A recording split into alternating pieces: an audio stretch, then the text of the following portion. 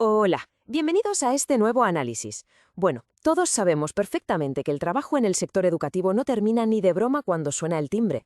Pensemos un segundo en esas horas invisibles, las madrugadas diseñando sesiones, corrigiendo exámenes, preparando materiales. Todo ese inmenso esfuerzo físico e intelectual fuera del aula no es un favor, para nada. Es una labor profesional muy rigurosa que, lamentablemente, a lo largo de la historia del magisterio peruano, ha quedado atrapada en un laberinto burocrático increíble de derechos mal calculados o directamente no pagados. Hoy me pongo el traje de asesor legal para ayudar a desenredar esto. Vamos a traducir todo ese lenguaje técnico que a veces marea para entender de una vez por todas qué propone exactamente el proyecto de ley 14.400 y cómo pretende garantizar que el magisterio reciba céntimo a céntimo lo que le corresponde por derecho adquirido. Vale, vamos a meternos de lleno en esto. Nuestra hoja de ruta de hoy es súper clara. 1. El reclamo histórico. 2. Las dudas frecuentes sobre la remuneración. 3. El precedente judicial vinculante.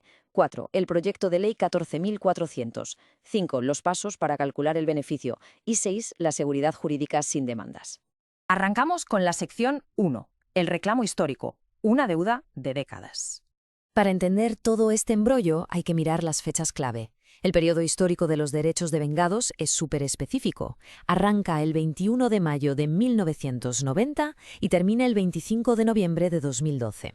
Si algún educador ha estado en activo, cesante o como contratado en esa franja de tiempo, bingo, esos derechos le corresponden. Pero claro, han hecho falta décadas de peleas burocráticas para llegar a hitos recientes. Hablamos de la publicación de un precedente vinculante de la Corte Suprema a finales de 2025 y justo después, en abril de 2026, la presentación de este proyecto de ley 14.400 en el Congreso. Y a ver, pongámosle números a esto. El meollo del asunto, regulado por la ley del profesorado, es una bonificación especial equivalente al 30% nada menos, por la preparación de clases y la evaluación. A esto hay que sumarle un 5% adicional para el personal directivo o de administración, por el desempeño del cargo y la gestión. La teoría suena genial, ¿no? El problema es que el Estado se ha hecho un lío tremendo históricamente para integrar y pagar correctamente estos porcentajes sobre la base salarial que toca. Entonces, la gran pregunta es, si la ley decía literalmente 30%, ¿por qué ha sido tan increíblemente difícil que el magisterio reciba este pago de forma exacta durante todos estos años? Bueno, no ha sido por falta de reclamaciones, eso seguro. El verdadero culpable ha sido una enorme complicación legal y técnica dentro del propio aparato estatal que básicamente recortó de forma drástica los montos que llegaban a los bolsillos de los educadores. Lo que nos lleva a la sección 2, dudas frecuentes sobre la remuneración. Y aquí es donde está la raíz de casi todo el problema. Lo verdaderamente interesante aquí es ver cómo un simple juego de palabras ha provocado un agujero financiero tremendo. Resulta que mediante el Decreto Supremo 051-91 de la PCM se establecieron dos términos casi calcados. Por un lado, tenemos la remuneración total permanente, que es básicamente una cantidad pequeñita, solo el salario base regular, y por otro, la remuneración total a secas, que es el paquete completo, el salario base más todas las bonificaciones y beneficios dados por ley. ¿Cuál fue el error garrafal? Pues que durante años se dedicaron a calcular el 30% usando la remuneración total permanente, o sea, la base más pequeña, en lugar de usar el total real. Un desastre que ha mermado los ingresos docentes año tras año. Fijémonos si el caos administrativo era grande, que tuvo que entrar en escena Servir, la autoridad del servicio civil. Sacaron este informe legal en 2012 para dejar las cosas claras de una vez. Dijeron literalmente que la remuneración para hacer este cálculo tenía que incluir obligatoriamente el salario básico y además toda esa larga lista de decretos y bonificaciones. Básicamente le dieron la razón al magisterio, demostrando que sus quejas no eran invenciones, sino que la propia naturaleza del sistema exigía que se usara el cálculo completo. Pasamos a la sección 3, el precedente judicial vinculante, el verdadero punto de inflexión en toda esta historia. Así que el punto crucial es este.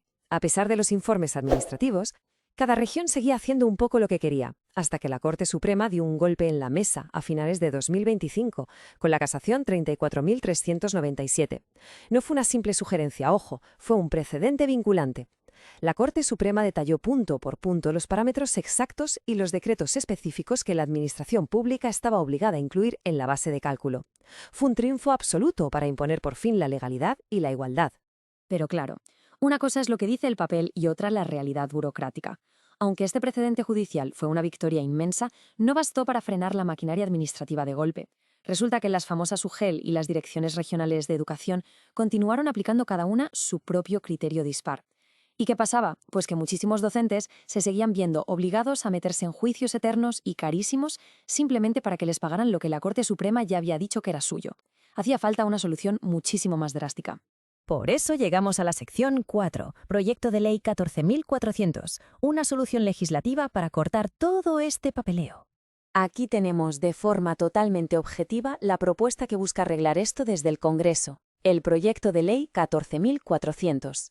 Su objetivo primordial es asistir y hacer que se cumpla de una vez una norma que ya existe, la Ley 31.495. ¿Cómo lo hace? Pues poniendo negro sobre blanco de forma taxativa y enumerada qué conceptos exactos tienen que ir dentro de la famosa remuneración total. Al convertir esto en una ley nacional explícita, se le quita a las entidades locales cualquier margen de duda para hacer interpretaciones a la baja. Si repasamos quiénes están detrás de esta iniciativa, vemos que cuenta con la firma de un grupo diverso de legisladores, siendo la autora principal Elizabeth Sara Medina Hermosilla, junto a colegas como Alfredo Azurín, Ana Zavid Cegarra, José Bernardo Pazo, Paul Silvio Gutiérrez, Héctor Valer y Óscar Cea. Según detalla su exposición de motivos, la meta compartida es simple: dejar atrás de una vez un sistema incierto y desigual para pasar a un modelo que sea absolutamente uniforme, predecible y sobre todo justo para todos los docentes peruanos.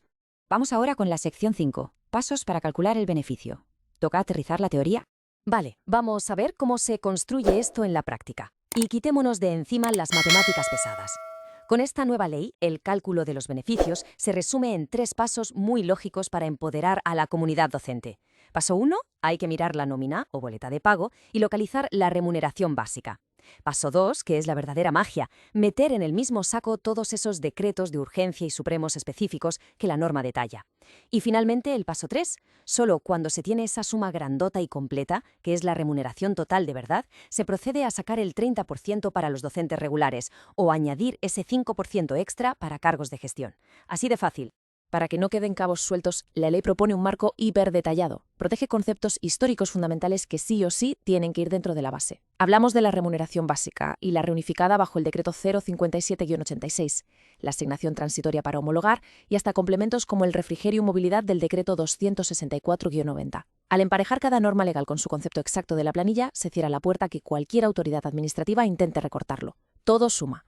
Y llegamos a la última parte, la sección 6, seguridad jurídica en demandas. Esto ilustra brillantemente cuál es el verdadero corazón de todo este proyecto legislativo. Más allá del dinero, la frase más impactante de la normativa es la obligación de pagar sin la exigencia de sentencia judicial y menos en calidad de cosa juzgada.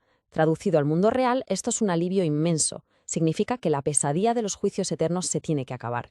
Permite que el profesorado pueda exigir sus derechos en la pura vía administrativa, sin dejarse los ahorros pagando un bufete de abogados, ni tener que esperar años y años en los pasillos de un juzgado. Para ir concluyendo este análisis, me gustaría dejar en el aire una pregunta profunda para reflexionar. ¿Logrará esta nueva claridad legislativa cerrar por fin el capítulo de la deuda histórica y permitir que la comunidad docente se centre al 100% en dar forma al futuro de sus estudiantes? Desde luego, si este proyecto se aprueba y se implementa bien, tiene el enorme potencial de curar una herida de décadas.